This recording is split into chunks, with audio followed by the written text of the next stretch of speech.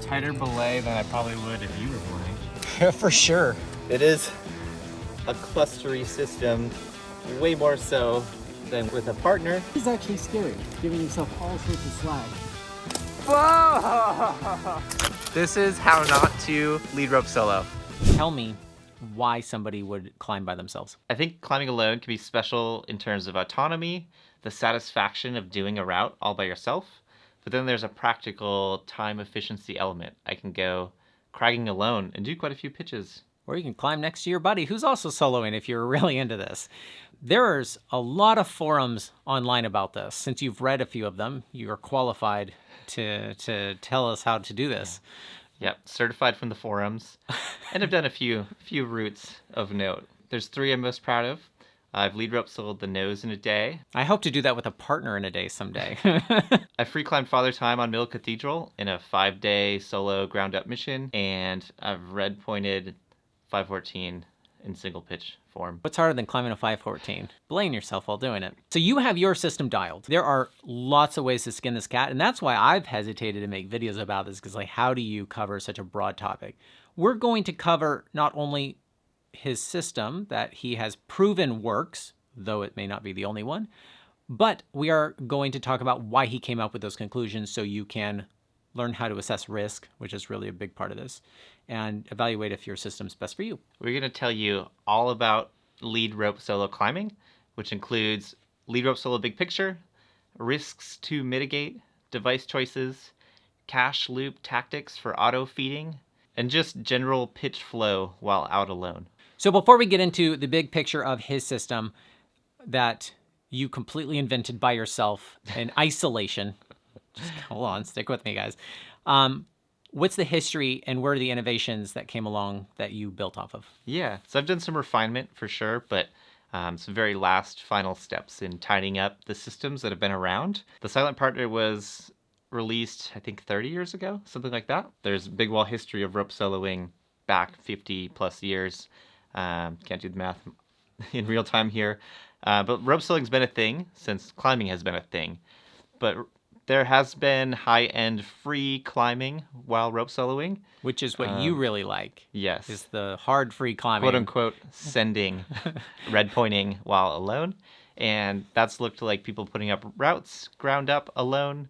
Some notable examples, Alex Huber has rope soloed 514 along with, I think, probably like 6 to 8 other people in the last 20 years. Wow. So they developed things like the pre-cache loops that hang down that look like chaos but actually make the system work. And then there's lots of development in the forums, in the online communities that we've built off of at Avant, but much credit to those communities. And then most recently, I would say the single good source for education has been Bliss Climbing, putting out an e-course of how to think about all these different factors for rope solo climbing. He's been making videos for years, and he has a lot of free content. Highly recommend you support what he's doing, and you glean off of what he's teaching, because this is not the only thing you should be watching. This is purposefully not comprehensive. This is one example system that has worked really well, but has limitations. Yeah, and it's not comprehensive like his course is, and he's done a ton of break tests, and not that many YouTubers have. It does shock me how social rope soloists are in forums. Considering you go out and climb by yourself, but that's because you don't want to talk to people. You definitely want to come back and tell everyone why you did your thing. What is the culture behind rope soloing? It seems like a tight-knit group. Yeah, I think it's a gear geek, a tinker mentality. I've got a lot of friends, like my friend Derek Averill. I literally tinker. An internet friend, I met him in person once, and we'll send 3D files back and forth and geek out. I think it's that tinker crowd, that DIY, make your own gear crowd that drives the talking about rope soloing. There's certainly a demographic that just wants to go out and have that autonomy piece. There's no industry standard, and there's lots of variables at play. Free climbing, aid climbing, close to the ground, big air below you, good gear, bad gear, bolts. It all changes what you choose to do in your system. A lot of gear seems to have a disclaimer around rope soloing. You are going outside of the spec of what things were designed for. Things are not designed for a small community that's not honestly that small. Is there a taboo in teaching this on the internet? Yes. Yes, there is. The way we're approaching this is we're going to talk about the way people do things and how to do a risk assessment of each one. And to make sure you understand if people are doing a thing, how they're doing it, so you understand the pros and cons of each one. We are not endorsing any method in this video with Avant, in our store, anything. We're trying to just give helpful information, so please don't go out by yourself and die.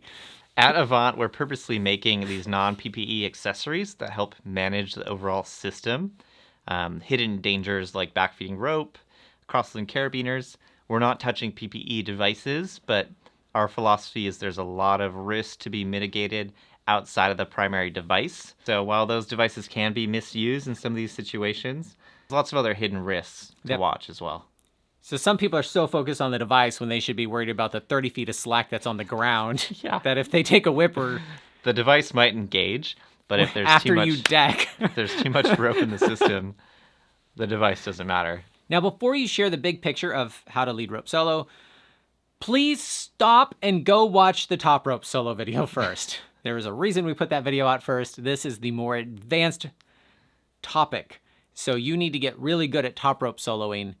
You need to get really good at climbing before you top rope solo. I mean, then you get good at top rope solo before you're lead rope soloing. Yes.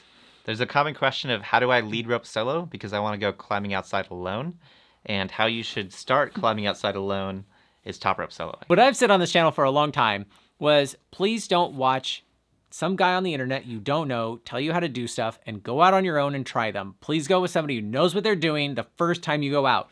It's still true even though we're teaching you how to climb by yourself. Please go with people who know what they're doing. Learn how to climb. Then slowly edge your way into top rope soloing, maybe with your friend there. Then go out by yourself doing that. Work your way up to what we're talking here. This is advanced stuff, and I really wanted to put that disclaimer on there and also point to the top rope solo video. The big picture of lead rope soloing is pretty simple. You're literally self-belaying on your harness. There's a lot of disclaimers for it's really simple. Instead of the belay device on your partner feeding out slack to you as you climb with no distractions, the distractions are all on you. Your rope is fixed at the bottom of the climb, and the belay device is on your harness, and you're managing self-feeding slack, clipping gear like normal, trying to free climb, do cool maneuvers. Should we demonstrate this? We're going to clear this wall off so we can show you, not tell you. So we cleaned off the wall, besides a few select products. But we're going to look at the big picture of lead rope soloing. So it really comes down to the rope is fixed at an anchor with a strategic anchor we'll talk about a little bit later. And the belay device is on your harness while you're climbing. And what you want is the belay device to auto feed, but engage in the case of a fall. And that really comes down to keeping the brake strand light with what we call a cache loop.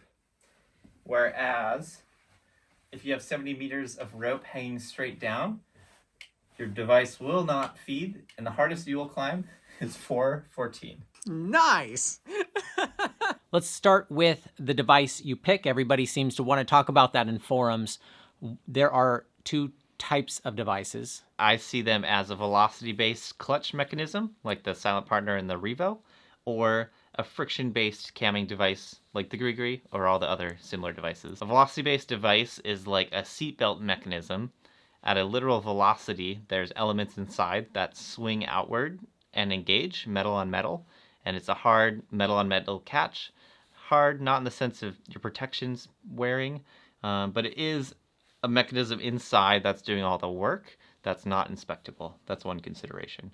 So it works until it doesn't, and you don't know when that is. Yeah, that's my interpretation of it, because I'm literally working up red pointing roots, taking many, many, many falls on this device. So you had a Silent Partner when you did the nose. Yes. And then you sold it for probably $1 million, because that's what they go for. Yeah, it was a good return on investment.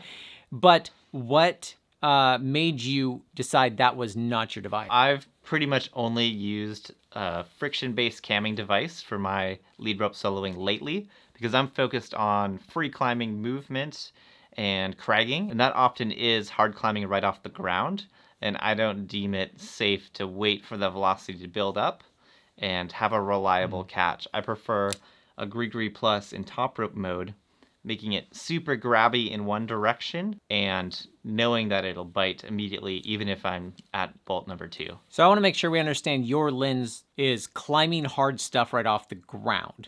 You want it to be reliably catching you very fast. A velocity-based one takes a little bit longer than you want to come up, spin fast enough, and then stop. All these devices are misuse, but people are out using the Revo for lead rope soloing, and Have you used the Revo lead rope soloing?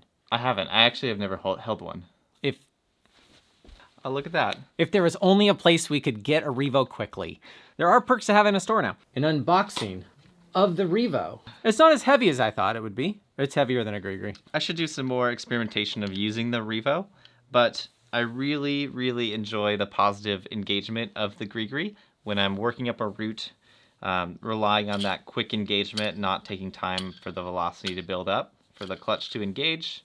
Because this spins both directions until you spin it fast enough. Yeah. Since hanging out with Ryan, I have used the Revo. I took the Revo out for some lead rope solo testing, and as much as I portray the benefits of the Grigri Plus, the Revo has its place. I could see this being useful for more rompy terrain, aiding, fast aid climbing, just moving on terrain where you're not falling repeatedly. And the reason why repeated falls might be a bummer with the Revo is a little bit because the mechanism is hidden. The mechanism does appear to be inspectable, but you fall a few feet before you build up enough velocity for the clutch to engage. And if you're doing steep sport climbing, if you fall into space, you can be stuck and you need a full other ascension system to go up the rope, where the Grigri, you can just use that and a single ascender or a progress capturing pulley to ascend back up to the bolt. You would think the Revo doesn't need cache loops because it's such a smooth feeding pulley, but what I found is because the pulley is this deep V slot, once there's enough weight on the brake strand, it's not pulling the brake strand like a Grigri and pinching the cam, but the rope does fall down in that slot and it doesn't feed as well as you would think. Turns out cache loops are still required with the Revo. Grigri Plus is great. It's got the lead mode, top rope mode dial, which lets you control spring tension and feeding, kind of ride the continuum of grabby versus good feeding, depending on a scenario, and I find that really useful. I really trust it trying hard right off the ground while lead rope solo cragging, but if you're up with a bunch of air, you might like the Revo. To connect it to your harness, first gut impression would be to clip it like a normal belay and just let it hang down and reach down here and pull up slack to clip. I found that worked okay, but what I don't like is how much the carabiner binds into these clip hole castings. That scares me. So what I found myself doing after loading the rope, I would use a small Dyneema dog bone and I would make a soft connector by feeding the dog bone through and hitching those connector points, and then using your favorite carabiner. Less concerned about cross-loading since it's going to be between a sling and my belay loop. So I was doing this for a soft connect with the Revo. Makes me a little bit less scared about the aluminum casting braking concerns. As far as I know, methods for connecting with a soft link like this, they're going to be really long. So then I have to be way, way, way down to clip up slack, and I don't like that. So I found myself using the Revo and still using a chest harness. I was using a little piece of cord on one of the legs of the Revo. Then I still found myself using a chest harness to hold the Revo up. So maybe a bit optional, but I found I got better performance out of the Revo by holding it up somewhere ergonomic. And then I was able to clip. The device is that much closer to the bolt that I'm trying to clip. And this little cord weak link still weights the harness. Chest harness is slack, still weighting the harness, but it holds it up in place. And if I were to fall upside down The Revo still does catch, which is great, but it would just rip this and then hang straight down from my harness. That's a variation. I used it a few times. Not telling you what to do, but telling you some considerations to consider. You'll have to subscribe to see future videos about this. Yeah. Let's move on. So we're gonna focus on camming devices. Again, we're showing a system that is reasonably well proven. We're not going into all 100 different variations on what a lead rope solo system can work. If you do have a camming style device like a gree-gree, there's some serious considerations to balance the engagement, positivity of engagement, versus the auto feeding of the rope downward while you're climbing. Because you don't want to be really wanting to be able to finish a move and you're stuck. You want to be able to feed out the slack. That could be an equal danger if you are run out on a dangerous trad route. Yeah. Do you want to demonstrate how you hold this up and deal with that? Climber's going up, so the device is in standard upright position. But if you go hands-free, there's an S-shaped jog in the rope, causing extra friction and worse feeding. In rope soloing, the rope is feeding down to our anchor through the protection while we're climbing. So the first step is the gree-gree is upside down. And then to take it a step further, it can be held upwards for better ergonomics. And it maintains a really clean single curve shape of the rope so that it feeds really well. But it engages positively when pulled upwards. And then there's a complex jog with a little bit extra friction on the brake side. So you're trying to balance the auto feeding position versus the position of falling, but it does bring in the risk of if you fell upside down and your auto feeding position is the direction of fall, then you better have your backup in place. Great for catching a belayer, but not great for auto feeding while free climbing. So lead rope mode is a much stiffer spring compared to top rope mode. And a stiffer spring means it takes more friction to engage. So if the brake strand is light and your catch loop is running out, there's a risk of a slow fall not catching. And that's where top rope mode can become quite a bit more trustworthy and create a more positive engagement. Basically, it's more likely to catch. So even when the device is held upside down, the angle of engagement upwards when you fall, there can be some slip and delayed catch, which is one reason why I like the top rope mode of the gree-gree Plus. It gets very positive engagement upwards. The gree-gree Plus in top rope mode feeds really well and engages quickly with an 8.9 to a 9.2 when held in this upside down orientation. That's pretty skinny. It's skinny, but it also provides a softer catch because the rope's a bit stretchier. I believe the skinniest single rope is about an 8.5 these days. And playing by the rules, you're definitely choosing a single rope for this situation. Those can feed really well and give a nice soft catch. As long as you're in top rope mode, those skinny ropes can be quite dangerous with a regular gree-gree in the highly sprung mode. Yeah. The spring in the gree-gree keeps it open. I think a misconception in my mind is the spring in the gree-gree is to keep the cam from engaging, so it doesn't engage too quickly. The Gree-On for rope access people is an old gree-gree one with no spring. It is instant catch every time because the rope always closes it. So we're more on the Gree-On side of things. We're relying on a clever held rope path that doesn't engage the cam, but we get really quick engagement when the rope forces upward. Does your system work with a 9.8 millimeter? It probably works okay. Okay, so you don't use it with 9.8. You can climb with a very skinny rope that is rated as a single rope, and we recommend you do as much as you can in soloing according to the manufacturer's specifications. So what is a single rope? Dynamic ropes have 3 different ratings. There is single rope with the 1 as a circle. You have the half and the twin ropes that have these symbols here. And some ropes can have all 3 ratings. Now, a triple rated rope is strong enough to pass the single rope test, but it's also soft enough to be able to climb with knives on your hands and feet in case you want to use 2 ropes for redundancy. You wouldn't want 2 of these catching you at the same time. That would be too hard of a catch. And half ropes can help reduce drag on wandering routes, and not all who wander are lost. Some are British trad climbers. Now let's compare specs, but we're going to compare the half rating and half rating specs because the single rating spec is done with an 80 kilogram weight versus the 55 kilogram weight. Now, the force on their dummy was 5.5 kilonewtons versus 5.2 kilonewtons, but the number of falls before the rope literally broke was 6 versus 18. I recommend this one.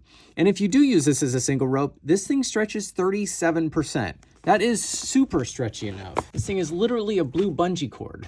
What's interesting to me about 8.5 and 9.8 is the impact force is almost the same. The number of falls is the same. The percentage of stretch is almost the same. However, with a thicker rope, you are going to have it last longer. However, this may feed better through your Gregory Plus, and this is within spec of that. You do need to monitor abrasion. There's a million risks to mention, to give a nod to as we walk along this path. But because the rope is fixed to the rock and stretching, you do need to watch for that sawing motion. So if a rope goes around this bulge and you're projecting things and it's doing this every time, that's when you don't want your 8.5. Okay, so think holistically. Let me ask you a dozen questions about this that I have mystery around all of this. So this is recommended with a shirt on. Shirtless mode is a little bit uncomfortable for others at the crag. It's almost an armpit harness on purpose. You're trying to get the highest attachment point as possible that's rigid downward while allowing enough movement for your muscles to expand and flex. So I'm holding the device upwards in that optimal upside down position because we're trying to make the rope curve as smooth as possible. You can see it's a really nice smooth curve. And the handle's going this way. Yep. Okay. And that can be done without modifying your device. That's ideal. No Dremel, no angle grinder needed, by tying a cord around this loop And then, around the side plate pivot. and the rope isn't rubbing against this, and So this point might wear out. There's other alternatives to attach to the L in the plastic or to the side plate. that's where you would be drilling a hole in the plastic. Yep. So you're trying to hold the gree up in this upside down position. And if you were going to modify, start drilling, start dremeling. Don't do it to the pin. Don't do it to the pin. Probably not to the cam. But there are some non-structural elements people do hang their gree off, but we're not going to touch that today. Catches. It catches. Still catches. Doesn't catch anymore. So there's an angle range of auto feeding and an angle range of catching for the protection side of the rope. But that means we better not fall upside down, or we'll certainly go down to our backup knot. Which we should talk about soon. Which we should talk about soon. But what happens if you don't hold it up? What happens to all your vectors? So the device can also just hang straight upside down, and it might be a more positive catch in all directions, but the advantage of the chest harness comes down to ergonomics. If you're on some small holds and in a compromised position, it's difficult to get down here and feed out slack and that same sort of engagement. Because it engages so well. It engages too well, and then you can't pull your rope up and clip, so then your protection is negated by the fact that you're facing a big fall on potentially dangerous terrain. That's the premise of the chest harness. You're trying to pick the lesser of two evils. Yes, lesser of two evils. Holding the harness up does create better feeding for clipping, which is a point of safety itself. If you can get the rope into the quick draw, you're in a more safe position. So when I was getting ready to lead rep solo, I got my string for my Gregory Plus, and I had to ask Brent, was it 2 mil or 3 mil, or how do you tie this? What knots did you use here, and where in the center it was? So let me pull on this, and when I put it back on, I will show you how I did it. We want this string to break before the Gregory does. So this broke in the knot, and the knot ceases to exist now. And this part seems to function just fine. However, this barrel knot cinched up onto the plastic and deformed it. I think it would have been fine if I just used a figure 8 and tried not to get fancy, but you can see that it squeezed it. So I cut the knot off, and it basically went back together super good enough. I wouldn't recommend using that knot. I did try pull testing this with a different 2 mil cord that measures ironically smaller than 2 mil, and we got a better result where it broke right around body weight. So broke here in the knot, it undid itself before it ripped apart that plastic, and this still seems to be functioning super good enough. Now, some people's concern is if this is in here and the rope is rubbing it, will it wear it out? Yeah, probably. and that is just something that will have to be replaced if this is how you are holding up your gree-gree. But I climbed a couple pitches the other day and I did not wear mine out. Now some people use fishing cords. What I do is tie a little figure 8 on one side, put it through here, and trace it back through itself. So now I got a figure 8 on both ends, and what I'm going to do is just tie an overhand or a figure 8 up here right in the middle. I don't think it really matters, and it's very easily adjustable if you want it to be more offset. Now let's find out how strong that is.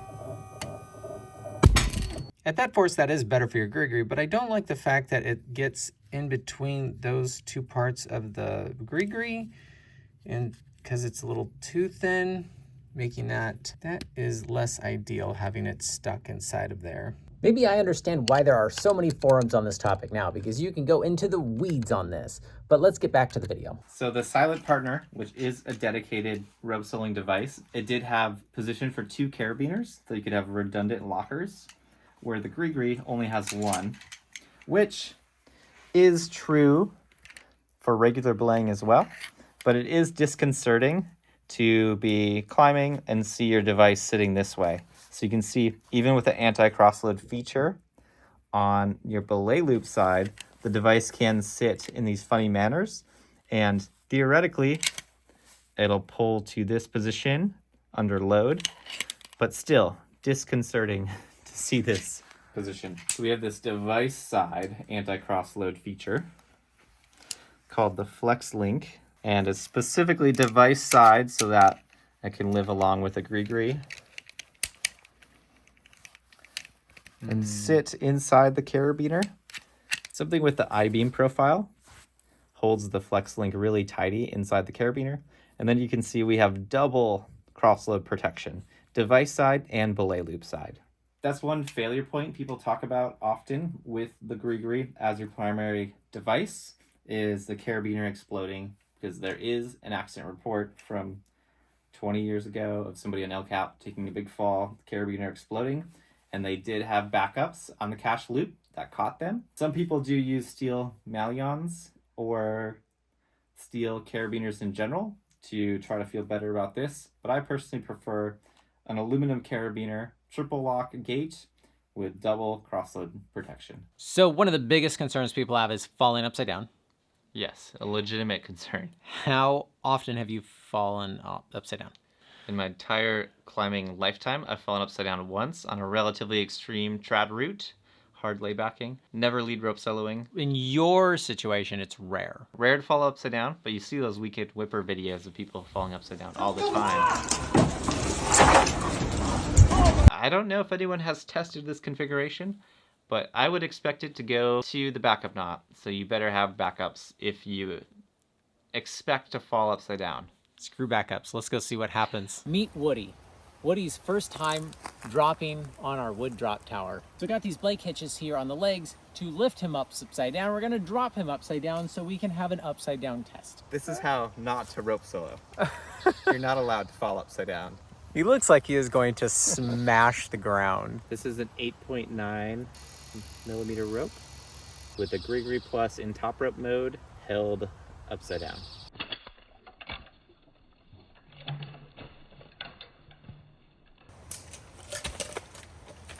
Hey.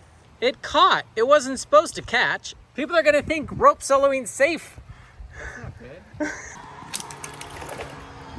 Oh, this is working too well. We are now in lead mode. We have this much slack and our cache is still that much right there. And we're gonna pull this in 3, 2, 1. It's still catching. Yeah, a little further with lead mode, but it still catches. Yeah, that was further. It slipped a little. Again, the gree-gree plus is in lead mode. We have this much slack in the system. And we have half the cache we had before, which means this weighs less. It's still caught. Yep, it didn't hit the knot. This is great. Now we gotta try the death mod gree-gree. So this test is gonna be in top rope mode. However, there's a modification here that we're not going to talk about much, but if you know what it is, you'll enjoy this test. Did it catch? Yeah. Let's try that in lead rope mode though. So we are in lead mode, which is like a normal gree with the depth modification, and we're gonna see if that slips. Oh my God, it did what we thought. Only engaged because the backup knot. It decked, it officially decked. A little late, we touched the ground. Here is the pinch that has been slightly modified to be held upside down. There's only this much slack in the system. It eventually caught. Slippy. Yeah, the spring force is similar to the gree in lead mode, but it's slippier than the gree itself. Devices that feed well. So what about the Neox? This thing feeds really well, which is designed for lead belaying, so you can give the leader slack quickly, which, well, that sounds like it might not work based on our test, but the wheel stops spinning at a certain point, locks up, and then acts more like a gree. So do you get the best of both worlds? Well, you can maybe find out without a fancy drop tower if you don't have one of those at home. Before I show you what happens to Woody, let's explore this. So is this velocity based? If you spin this fast enough, does it lock up? Now I can get this to spin pretty fast without locking up. What's interesting is the arm that it's on is different than the space right here. If I hold the brake strand like I'm supposed to, you can see that it closes that gap right there, and this has not moved yet. Once it does, then it locks that in place, and this pinches the rope. So without the brake hand being held, it basically freely spins. I am grateful that I have access to some of this gear because it does make it easier to make this video more helpful for you because I'm able to include more devices. I'm able to make this video with Brent with these devices because we have a climbing shop. And those who choose to buy their gear from our shop is what makes this possible to make free, because an hour-long video takes about 1 hour per minute to film and edit. Now we have a big wall course, we have a canyon course, we got an ice climbing video, and way too many bolting videos. And I hope to be able to make more of that. And I want to answer every question anybody's ever had about the gear they trust with their life. Now, I'm not looking for sympathy purchases. We want to have the best prices. And if there's somebody who's offering you a better price, let me know and I will try to match it. We want to ship super reliably. If it's in stock and you order before 1 p.m. Pacific time, we will ship it that day, or your order is free. I want the most accurate information, and if something's wrong, please tell us so we can make it as good as possible and as helpful as possible so you're not wondering when you're buying stuff. Now, as I grow my team, I'm able to make more helpful content more often, and we consolidate that every Saturday in an email newsletter. And you can pick and choose what you want to see since we do kind of make quite a variety. Now let's find out if this Neox catches Woody or not. The Neox, unmodified, is ready to go, and it's so smooth that it literally doesn't even hold the rope up. I don't think this is gonna catch. One. You broke Woody! So there's a false positive of him hanging off the ground, but he definitely hit the ground really hard and only caught when he bounced back up. And that is how not to lead rope solo. The Neox looks like a gree, but it is not a gree and is not as grabby. If you don't hold the brake strand, aka lead rope soloing with cash loops, you will zip down to the ground just like that, even if you're falling upright. Will this clove hitch catch when there's only this much of a cash loop in a Neox that is very, very slippery? Oh, did it work? Good thing it had a backup. That fell a lot further than I thought it was going to. And that's how the brake strand backup works. There was slack down here. That was a good one. These did better than I thought. What'd you think? I like top rope mode. I have like top rope mode, and the inverted drop test made me like top rope mode even more. The pinch feeds well if held upside down and upwards, but it's not quite as grabby as top rope mode. Which is the benefit of the pinch. It feeds very well. The Gree Plus in top rope mode is a little bit of a unique device in how low the spring tension is, and that's really beneficial in grabbiness, in sensitivity of catch while lead rope soloing. My modified Grigri Plus, which I'm not going to say much more than that, other than I literally took an angle grinder to it for high performance lead rope soloing. I do not climb hard enough to ever do that to mine, correct? Correct. It is not a normal thing to do. The unmodified version in top rope mode works really well if held upside down. The lead rope mode feeds a little better, but is riskier for upside down falls. So I just don't know if there's too much more to say. The unmodified, unangle grinded version, it's pretty darn good. That's what I would use. Now I want to talk about the excess rope, the cache loops, or do you put your rope in a backpack? I've done the backpack thing where it comes out of the backpack to my device and then it's weightless and I'm not having a bunch of heavy rope I'm trying to feed through, and I'd have backup knots every so often stuffed inside. I've seen you climb in your videos with dangling ropes everywhere. Yep. And you're like, no, it's not that bad, is what you're always saying. Is that true? It is true. I don't think it's that bad. And you don't want to try to climb 514s with a backpack on. No. Weird. I draw a line at about 5'8" with a backpack. The rope being in the backpack to me is just throws off your center of gravity. I just find it more tiring. And then if you are going to lead the pitch and then immediately zip down, you need twice the rope of the pitch on you. So you would leave the ground with a 60-meter rope on your back if you're just cragging. You use a thing called a cache system or cache loops. Yep. The whole premise is to keep the brake side of the rope light against the device so that the device auto feeds. Because if you have the whole rope on the ground, you have the whole weight of the rope, like you demonstrated earlier. The whole length from you to the ground is rope weight pulling on the brake strand of your device, and that's just not going to auto feed. And it also is not a backup. And it's not a backup. Which is, we learned, could be important. Yes. Because any of those devices, by the way, that we tested could drop you to the ground if inverted. It just happened that our dummy couldn't produce that. And that's not the slippiest of ropes. We could have gone thinner. We could have gone thinner. Or with less sap. Let me have you show us the system. So do you clip this to your gear loops? So I don't clip it to my gear loops because I want to make use of a easy backup at the same time as holding my cache loops. So a sneaky method is to use a 30-centimeter sling, and I hitch it around my harness belt and pop it out between my existing gear loops, and it makes a third gear loop on one side that is fully structural. So that webbing hitched over other webbing inside the harness, that's plenty strong. If your device explodes, your Grigri carabiner explodes, the clove hitches on this loop will catch you. What's the Velcro for? The Velcro is my high performance mod where I will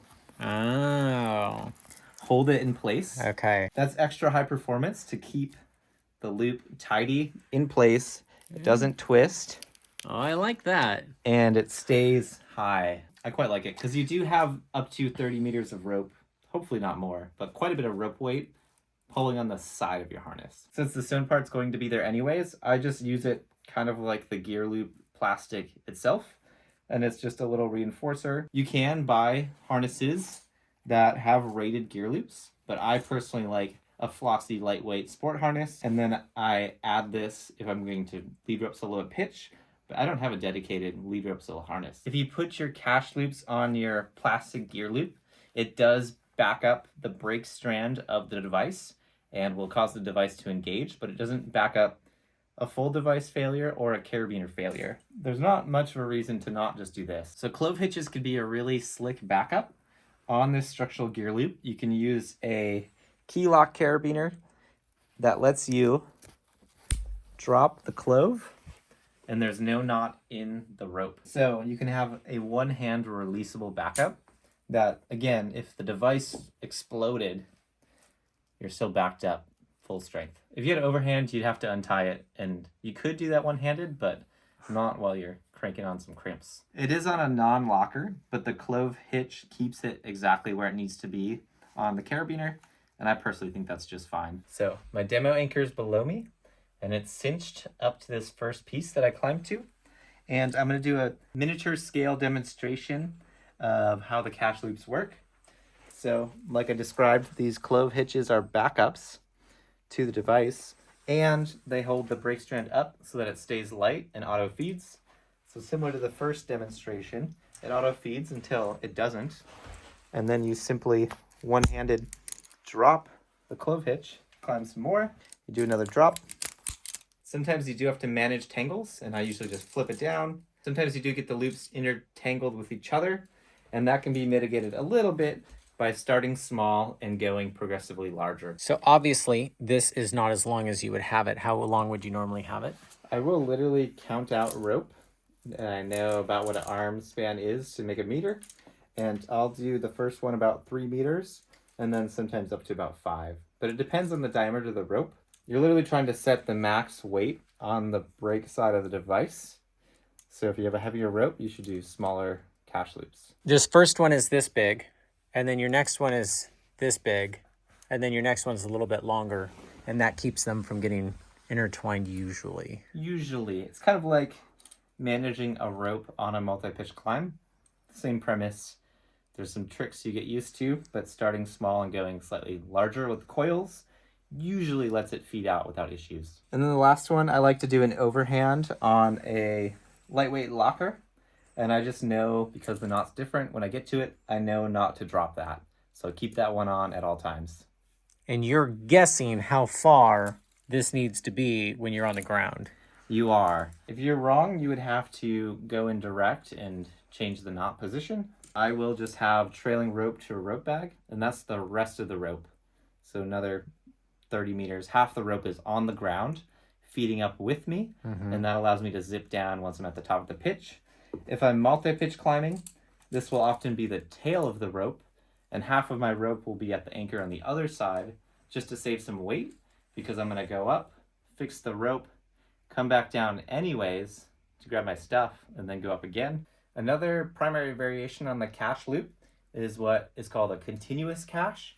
So while you're climbing, you're using one hand to pump rope through some sort of progress capturing device, a microtraction, a Spock, whatever it might be, and you keep the cache loop at around the 10 to 15 foot droop length, and then it auto feeds. But you'll notice if the device were to slip, the rope will slip right through the progress capturing device. So you better have inline blocker knots.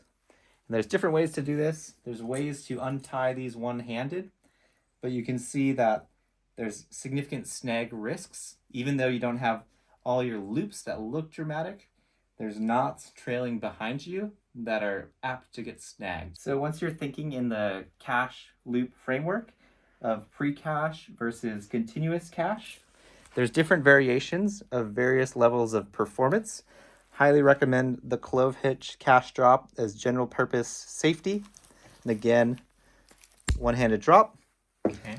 But there's also a slip knot variation that, zoom out a little bit, is solid in this direction, but falls off if you pull the free side.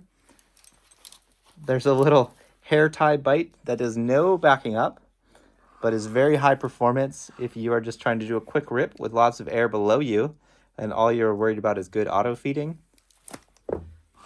Yep. And then there's the continuous cache.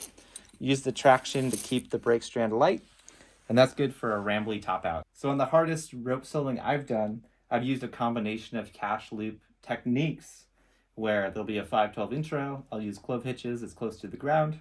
And then for a crux move, I might use the quick rip elastic tie. And then for a rambly top out, I'll use the traction sort of device. And I'll even sometimes have the cache loop lengths memorized where I'll do 3, 3.5, 4, Wow. 4, 5.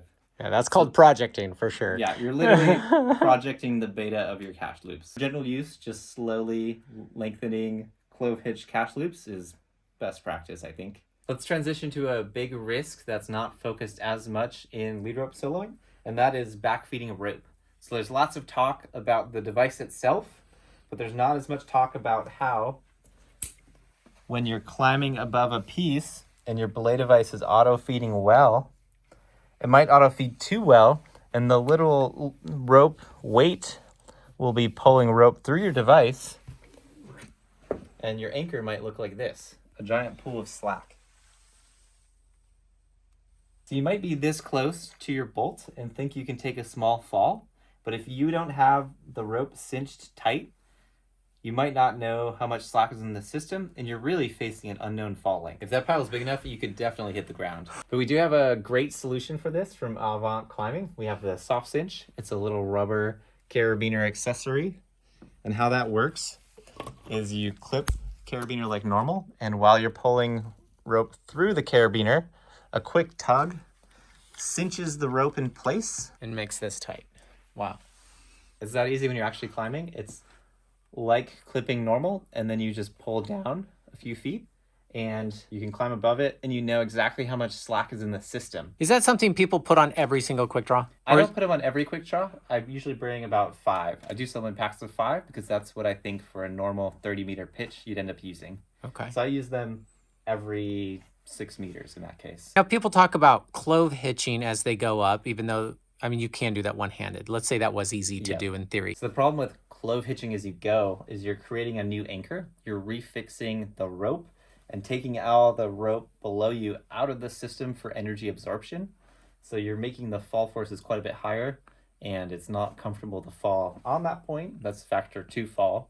That's avoided. And even above that, you're just starting over with harsh falls. And what happens if you fall on this? Does it just get super tight and stay super tight? Nope, it just passes through. It is worth noting that your whole quick draw will get pulled upwards a lot more if the soft cinch is in place. So consider using a locker on the top bolt side of your quick draw. Now we're going to talk about another system consideration, which is the anchor.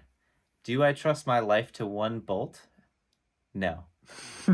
There's a way, even if there's 2 bolts in line, to create an anchor that doesn't shorten the length of the rope at play to absorb energy, but it still is redundant. This is how I set the anchor from the ground. So on a sport climb, I'm not necessarily bouldering up to the first bolt unprotected and trying to build my anchor. I have a long stick clip with a super clip head that can stick clip a steel triple locking gate carabiner. So from the ground, I set the first piece. You've done that before. I've done that before. A little beefy. It takes the beefier stick clip, but it's definitely possible to stick clip these auto lockers. It's standard 2-bolt spacing is what we're imagining, and I'm on the ground, and I do have a 3-meter long stick clip. That's a secret weapon for lead rope soloing, but I use this funky draw contraption, which what's going on here is we have another triple locking steel carabiner. This one has a retention feature to avoid cross-loading, standard sport climbing dog bone, and then a rated quick link with the Avant slide cinch. What this does is it creates a knot blocking backup where if this bottom anchor point fails, the knot will jam in the quick link.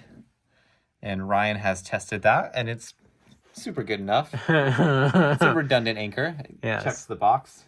So with my really long stick clip, I engage the cincher with slack from the ground. I stick clip my second bolt. I cinch my anchor upwards so that this bottom carabiner doesn't sit weird and get cross-loaded. And if it does, I smack it with my stick clip and I pull it tight. And so now this stays orientated correctly. This is anti-cross loading at that point, and it's a locking carabiner. And that is what does that. And you know this bottom carabiner is cinched and gonna stay tighty.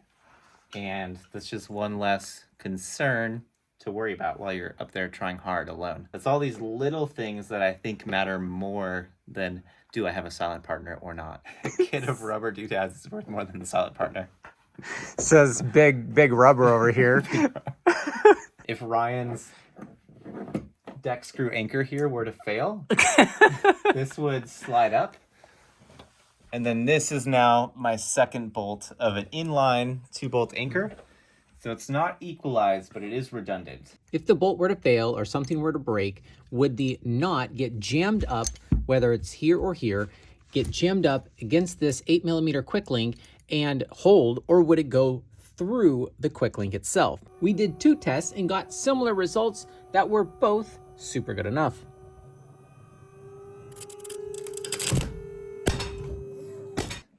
And you can even do some funny business if you have wide bolt spacing, you can tie a knot just below the quick link. That allows for some movement, but Yeah. it creates redundant backup. There are some types of hangers that aren't great for pulling upwards, welded cold shuts, those kind of things. But Oh God, yeah. standard, you do this on a nice, tidy sport climb with modern hardware. So I'm at the top of the first pitch, and now I have 2 bolts I can work with. What are my options with that? You got a plastic thing for that too? So I use the steel carabiners that are already in my anchoring kit if I'm multi-pitch climbing. And my multi-pitch anchor would look something like this, where my funny quick draw is just hanging in space there, but the carabiner is doing its job. And I'm not creating an equalized anchor. If I have 2 good bolts, I build a redundant in series anchor, and I feel good about that. From a guy who's broken a lot of bolts, I don't think equalizing these is very important if you have good bolts, but I do like redundancy. On a multi-pitch route, which often is trad climbing, I'll put a tiny piece here, whatever it needs to be. It doesn't need to hold much. And say I place a 000 there off the belay, a marginal piece is fine. I'll use one of these cinchers to hold the anchor in place. Because you don't need that to be your backup. You have your Exactly. redundancy in here. So this cincher is a literal anchor backup. This cincher is to keep things tidy. They both protect cross-loading by holding the system taut, but I don't need this quick link, and I would rather have my steel carabiner down here. And again, this could be any marginal piece or climb up to the first bolt. There is a little bit more risk involved, but you could bring your stick clip. You could stick clip this from the anchor if it's a bolted route. So if I'm up on a multi-pitch route, I'm hanging at 2 bolts, and there's difficult moves off the belay, and I can't get to that first bolt safely. I didn't bring my stick clip to hang a top rope for me. I don't want to factor 2 onto these bolts. That's a bad idea. A clever way to mitigate that is to use a previous protection point on the pitch I just climbed and build an inline anchor. And again, this is a throwback to the inline anchor that is redundant but not equalized from the sport climbing. You're building the exact same sport climbing anchor that you were using stick clipped from the ground. You use 2 protection points.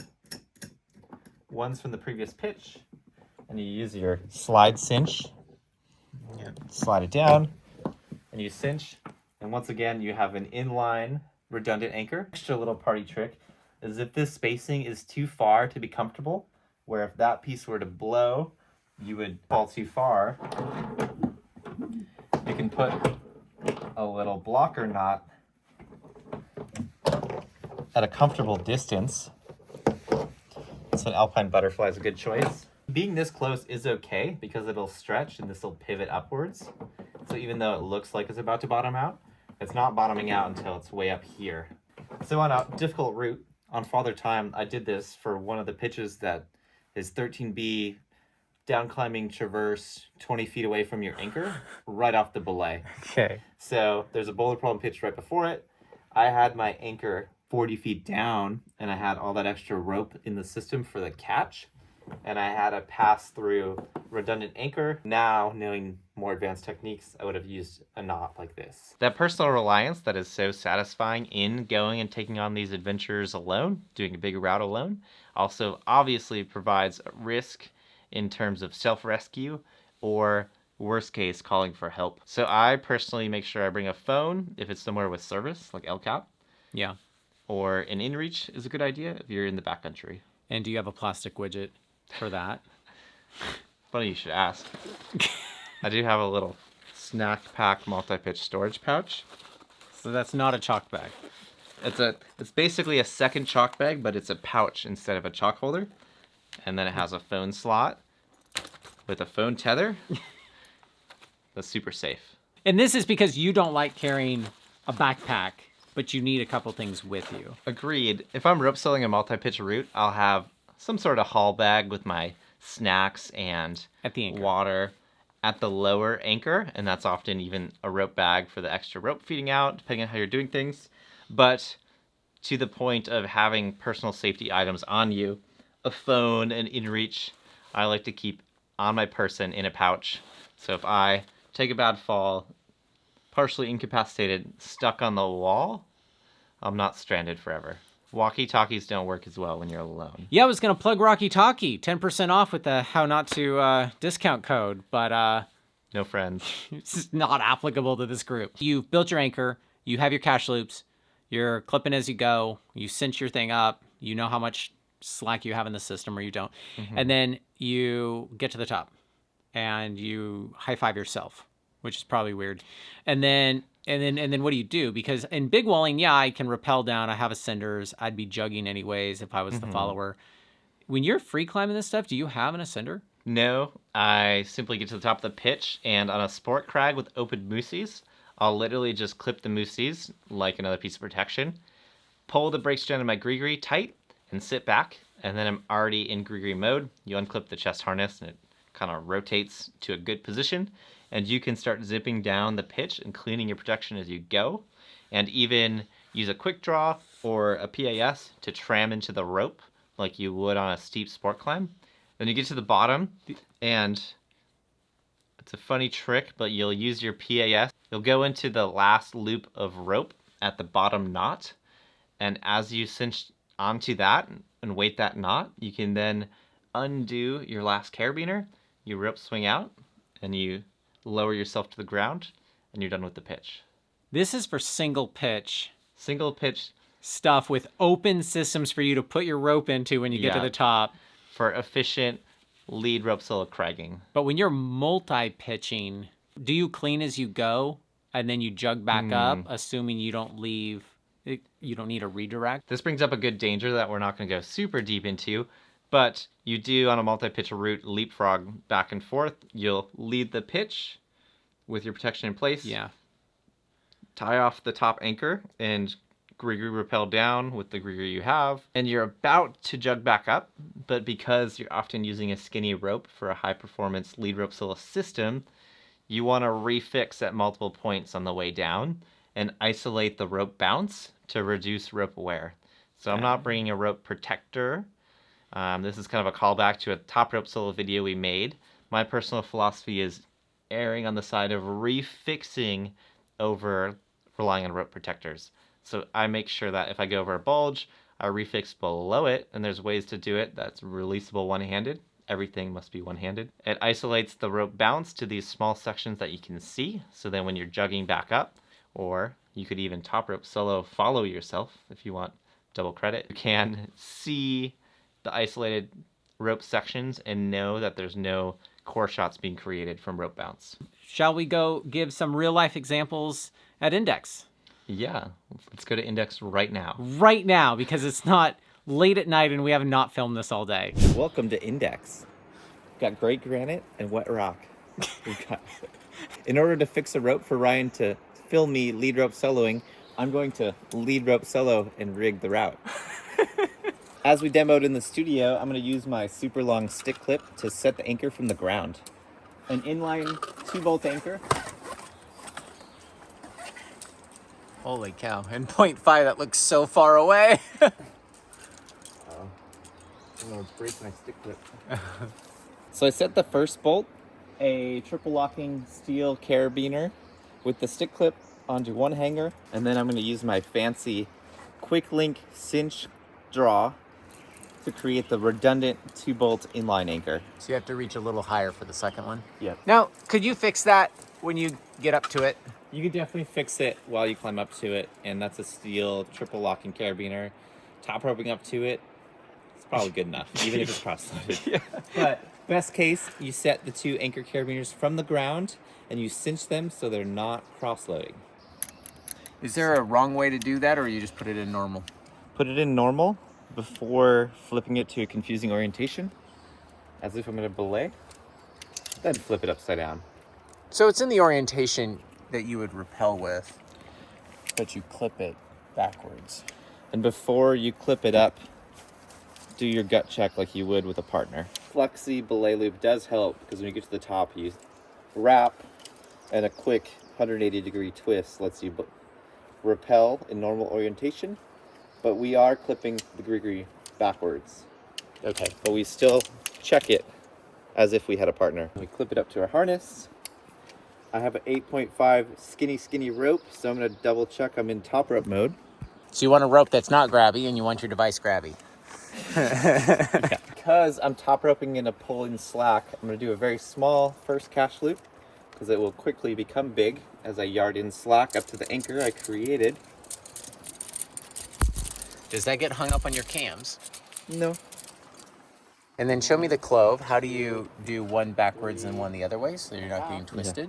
Right-handed clove. 1, 2, 3, 4. Set it down. Left-handed clove. That may not be the correct terminology. Not if you're asking not people, but I understand what you're saying. One way and one the other way. 4, 5.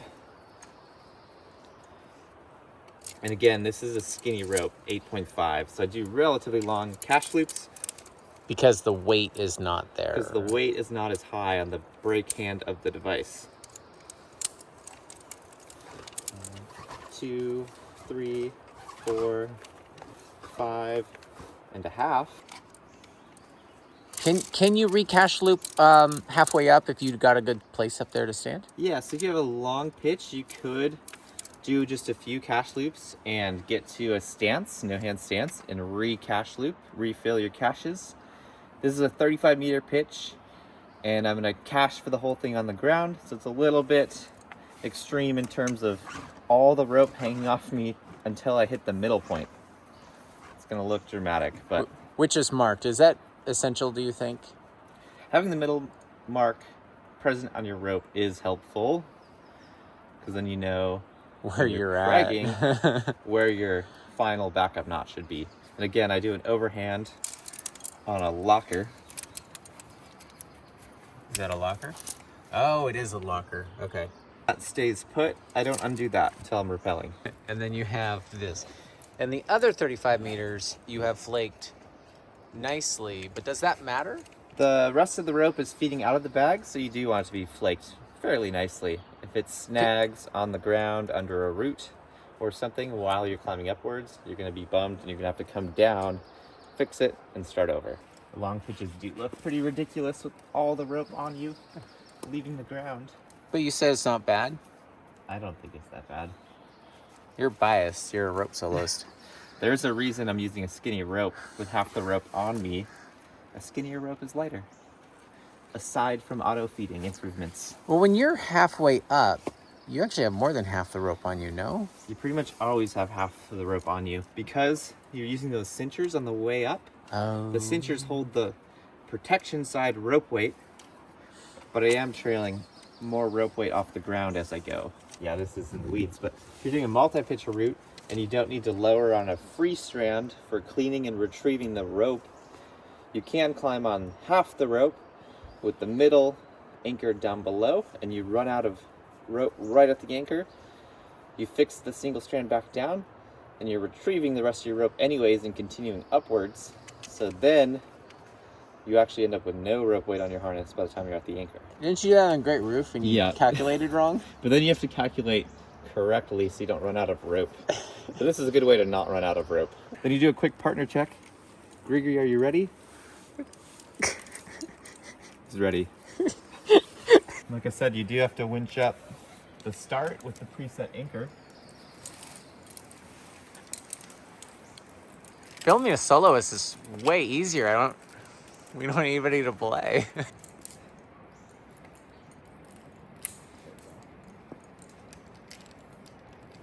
You do need to feed down. Flip up. So now you're top rope soloing. Whoa! I am not in a place to get knocked off, so I'm glad that works. So you're just sitting on the Grigri right now. I'm sitting on the Grigri. And that makes sense why you'd want that to be grabby. And Or you can winch up. You can go down. You can resume climbing where you want to. I'm personally comfortable with the Grigri Plus in top rope mode on the dial to be grabby enough to not worry. But what does fail safe mean? What does a backup mean? Let's double check what it means. In this case, it means it'll back me up when I'm on the ground. And that's part of the game. Just like trad climbing, there are some times where you're signing up to trust single piece of equipment. Sometimes it's dangerous. Sometimes it's dangerous. And if you don't acknowledge that, you could deck. So you could do an inline slip knot where you make a twist, pass a bite through. And how much bite do you want in there? Something you could pull out. Enough bite that the rope weight doesn't pull it out. So there are ways to mitigate. You can go down the rabbit hole of inline backups, backups that are not the cache loop, backups that you can pull out one-handed when it gets to the device.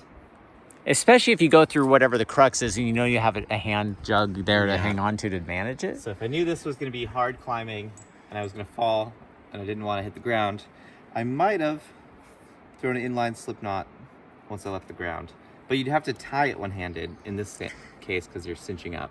That's where we start losing the plot. So you either can set the anchor from the ground or you can back up the first part. Okay. It's hard to do both. Hold on. Let me just use my super good enough chalk bag to hold my phone. So for clipping, hitting the draw like normal, you do have to do this awkward feed down motion. You just short roped yourself. To clip up. And that's really maybe where the funny business of rope soloing starts. It's hard to get a device that's grabby upwards in the case of falling and can feed upwards to clip. So we're using the fact that it auto feeds downwards to feed slack downwards and then clip up. When passing the bolt, I might take in a little bit of slack. This part is actually a little funky here. Muddy pocket. So again, clip like normal, but I do have to feed down 2, maybe 3 times, and I clip up. And if I pulled out too much slack, you can one hand manage. And you know that's how much slack you have in the system. And I know exactly how much slack's in the system, but I am very cautious to not get tangled with the protection side of the rope. But sometimes you get tangled with the cache loop. I'm in wedgie mode here. The cache loop is through my legs. Still works fine. It just makes it slightly harder to release the cache. Is that something worth fixing once you're up here and more comfortable? Yeah, exactly. I'm in a little bit of a precarious spot. I could step my foot through, I could drop the cache, or I could ignore it, get onto a more comfortable hold. I'm gonna ignore.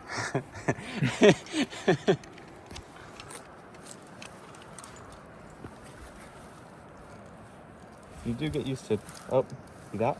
Yeah. Yeah. Yeah. Get used to stepping in and out of your cache loops. Usually step into it accidentally. Get used to stepping out of it purposefully. Sometimes it does go over your leg and doesn't feed as well, so there are legitimate times for it to go between your legs. I do a bit of both. I don't have a strong opinion about that. Some don't-tos. This is your cache loop strand. This is your protection strand. If you get confused and you clip your cache loop strand into your carabiner, you're gonna factor onto your backup clove. You're still connected to the mountain, but it's gonna hurt when you fall. Don't do that.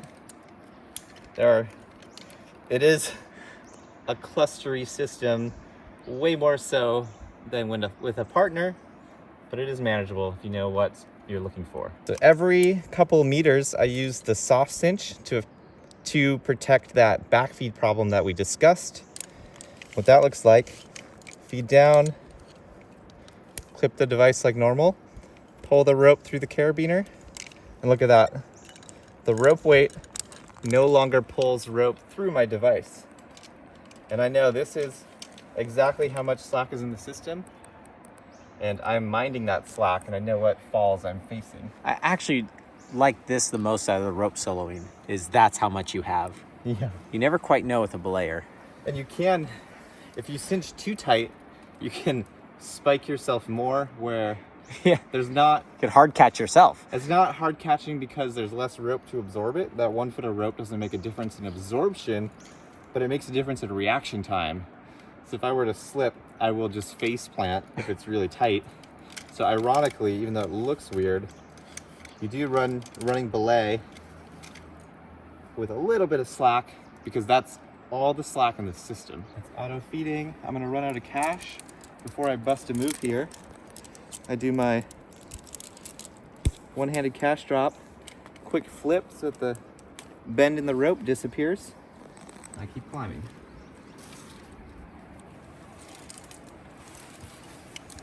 So auto feeding does start getting funky on traverses. Sometimes you have to smack the gree-gree. So this is where a cash loop length comes into play. As you can see, I'm on a pretty long cash loop, and with traversing, adding some angle changes to the rope, I can sometimes stop auto feeding. You can pitch out a little slack, get more in line. When you're plumb in line, it should auto feed. So here we're auto feeding again. Auto feeding. So now I'm to a trad climbing section. There's cams. It's a bit of a dog leg. I'm not necessarily worried about rope drag for pulling the rope through, but you still do occasionally extend the pieces. So you can see the extension keeps the rope off this edge. It does come tight, where if I'm through the cam only, it might hit the edge. So you still sometimes extend, but I'm not worried about rope drag as the rope pulls through, because the rope is fixed relative to the wall. So you can do a zigzag route and not Yes. have to extend it with double length slings. Exactly. You're more worried about the direction of pull on the cams. Short roping myself as we talk. I drop a quick cash. So there is, of course, lots of going on. Lots of things going on. Feed down, flip up just enough. Keep climbing.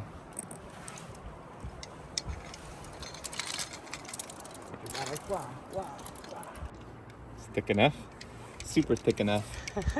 Feed down. Flip up like a sport climber. What was that? Flip up like a sport climber with your thumb. You can always check how much slack is in the system, even if you're not cinching. Always a good gut check.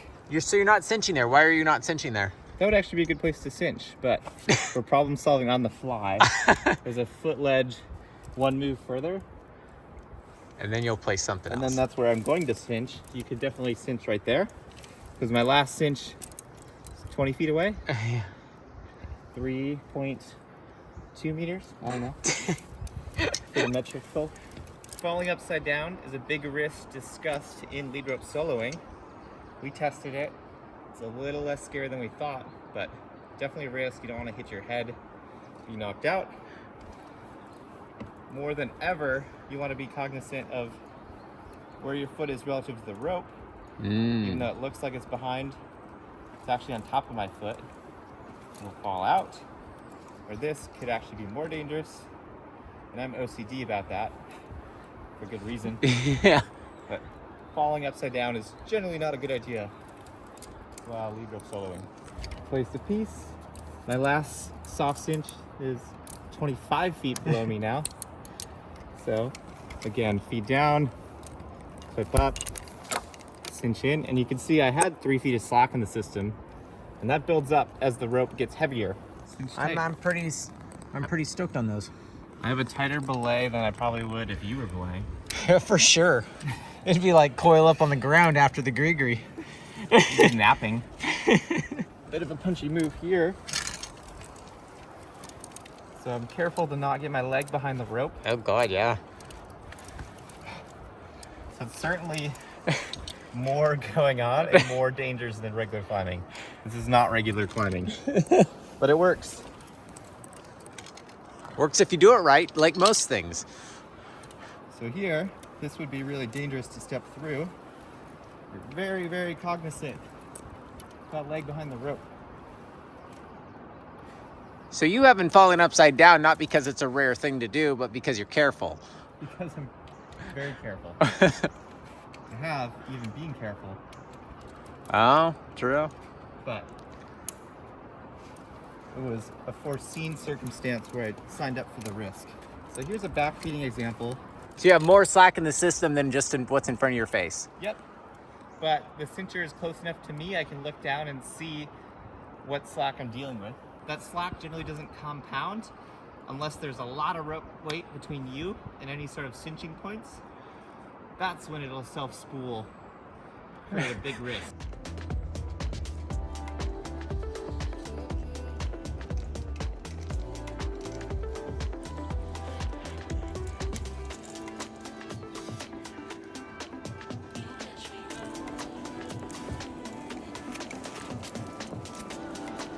This is a good example why auto feeding is a safety concern.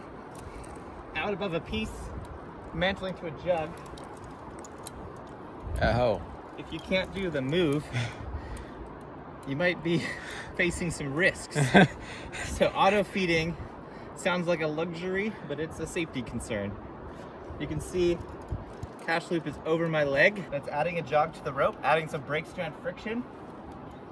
Stepping through the cash loop can actually auto feed.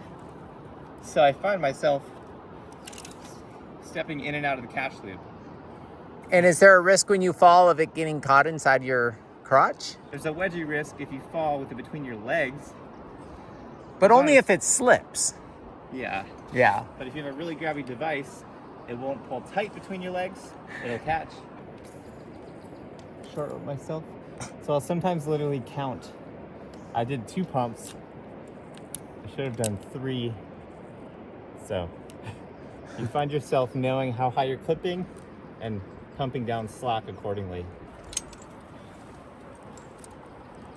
Short cash loop, nice auto feeding, even sideways. So you do sometimes want to do short cash loops. For a 35-meter pitch, short cash loops make for a lot of bulk. So I did go for fairly long cash loops, and I paid for it. And these are the variables at play. Do you want to clip in? You're kind of run out. So as I top out rope solo, best case, you have 2 open clipping points at your anchor. You feed, clip, as if they're just more protection. You cinch slack through the system. You sit back, unclip your gree-gree. You have one last backup knot that you didn't unclip because you want to be backed up all the way to the anchor. You drop that, and then you take a PAS or a quick draw. PAS is a great part of a lead rope solo kit. There's lots of shenanigans going on. Because you have to traverse to clean everything out. Yeah, it's great for tramming at the end, but it's also great for dealing with shenanigans, going in straight to something, going in direct at the anchor. Highly recommend rope soloing. Whether top rope soloing or lead rope soloing, a PAS is part of your kit, especially if adjustable. So now I head down and I clean my gear as if I'm doing a sport lower. I'm just lowering myself, and then I pull my rope like normal. What happens if you don't have an open system?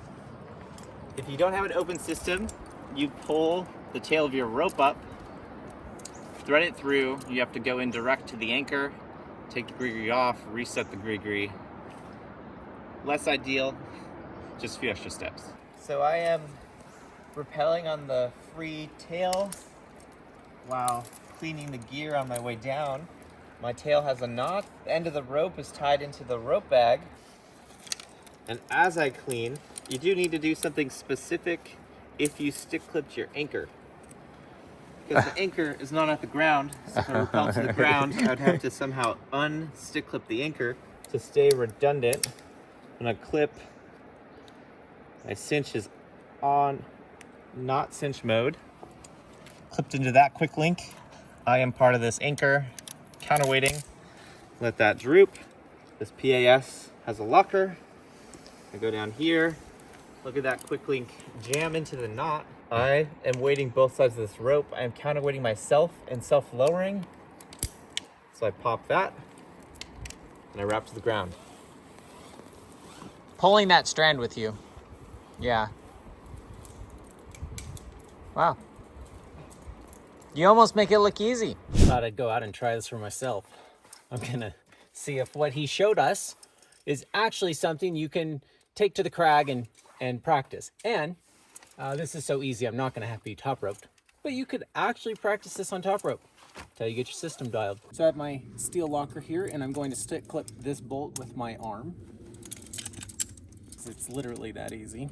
No, I was taught in the video that you're supposed to top rope for the first 50 feet and get the biggest stick clip you can get your hands on. So if that's above me, that looks right.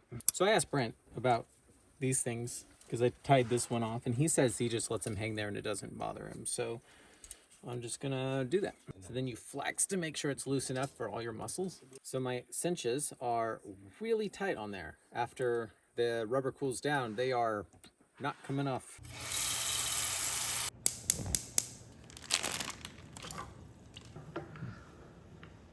Those are definitely warm. So it's gonna go on like that. So I wanna clip it like this. It goes on easy with this keynose carabiner here, but then once I get to here, it is definitely very difficult. But if I turn it sideways and push it up and over, and then push it back, that's pretty much it. Now I have my 8.5mm opera that I'm going to use for lead rope soloing. And so I just wanna make sure like that is tight enough. It doesn't feel like it is. And I'm gonna lower that to be pretty snug. So all these are now done.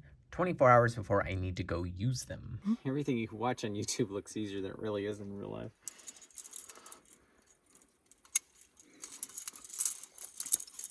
That looks like a cash loop to me. Cash loops. My pile's organized. Oh God. Buddy, are you ready? Buddy, check's done. Like, they actually don't spill your chuck. My other chuck bag's always losing chuck. Andrea puts hers in a Ziploc bag like a dirt bag.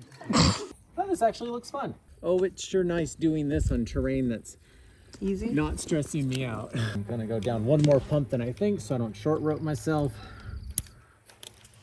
Oh, that's pretty nifty. I am out of cash, like most people. And there we go. It's actually scary, giving yourself all sorts of slack. But I guess you do that anyways, right? I think it feeds just fine for a Grigri Plus. I've never really liked Grigri Pluses before. You know, I haven't really checked my cache in a while. That's a wedgie cache problem. There we go. Yeah, so I was all faffing around with my Grigri in like the string. Should it be more like this? Should it be more like this? Should it be higher or closer or shorter? I don't feel like I did it really well based on just like how much it flops around, but it's working just fine. Super good enough. See how it feeds? Feeds pretty good. Until it doesn't. Damn it, I stepped on my rope. And it's kind of weird having a Grigri backwards. I can do something weird like this, or I can just twist it. And I am on rappel. Guess I should undo all my cache loops before I rappel. You gotta practice this. You can't watch one YouTube video and go out and think you're gonna just nail this stuff. Or you can't edit one YouTube video and think you're gonna nail this stuff. It's good to practice on easy terrain.